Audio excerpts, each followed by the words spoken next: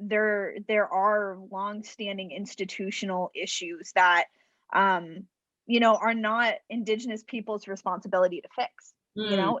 It's those institutions, it's their responsibility to do that. And especially what you were saying about kind of this battle fatigue and just, feeling just burnt out by, fighting a basic fight that might not even be your own passion or your own work, but you're, constantly, okay, I'm going to have to tell this history, to tell this, to Mm. then end up doing what I want to do. So I definitely think there are still very large institutional issues that need to be addressed immediately. They're very urgent. And at the same time, I mean, I'm also impressed and, I'm inspired by all of the indigenous and just, writers of color, small business owners of color, everyone, like you were saying, that are doing this work. And I think a way that I kind of conceptualize it is that they're, we don't need to work within these institutions. Yeah, I mean, we can, and it's not, something that, we don't have to do. And I've, I've been have had great experiences in newsrooms that are, mostly non-indigenous.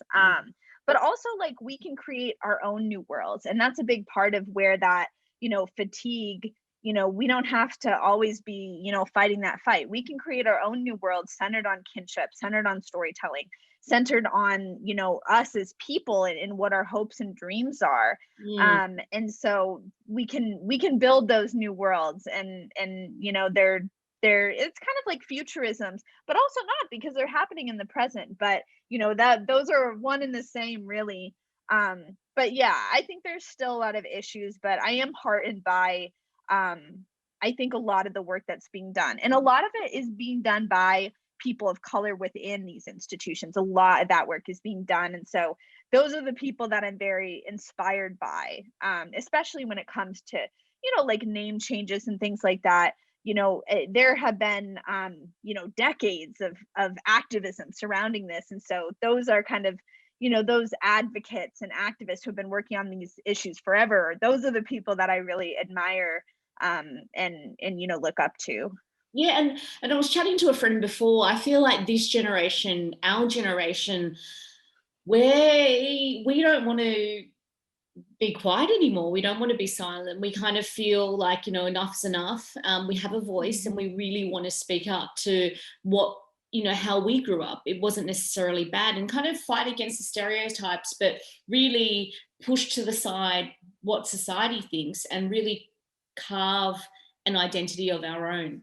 Do you find that with your fellow students who are at Yale, whether they're kind of facing a similar thing where it's like, no, I don't have to believe in the stereotype because it's clearly not who I am, and it's not what my Mhm. community is about, and it's not who my friends are.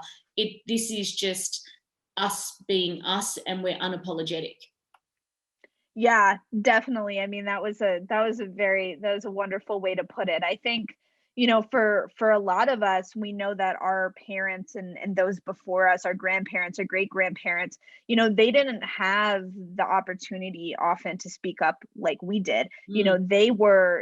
They had a lot of things that they were dealing with. I mean, and so now I feel so incredibly lucky and privileged to be able to go to an institution like Yale, to be able to, major in something that I'm incredibly interested in, to be able to pursue all these things. And then it becomes my responsibility, having that privilege, to speak up about it, and take on that challenge, because my parents, they worked in their own ways, and they, sacrificed so much so that I can now, be able to speak up and do that work. And so I think, that's how I feel. And it's, a lot of the way that a lot of, my friends feel, and just, communities of color at Yale, and I'm sure a lot of different universities.